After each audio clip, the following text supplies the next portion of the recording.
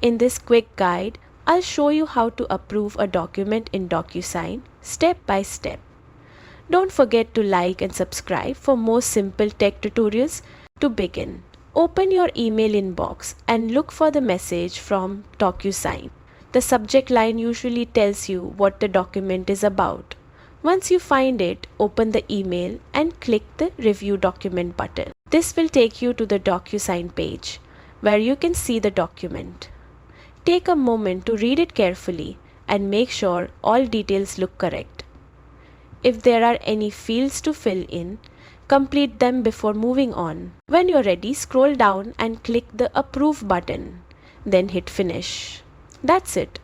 Your approval is recorded instantly, and you'll likely receive a confirmation email as proof. Approving in DocuSign is that simple, fast, secure, and completely paperless. If this helped you, make sure to subscribe for more quick tech tips.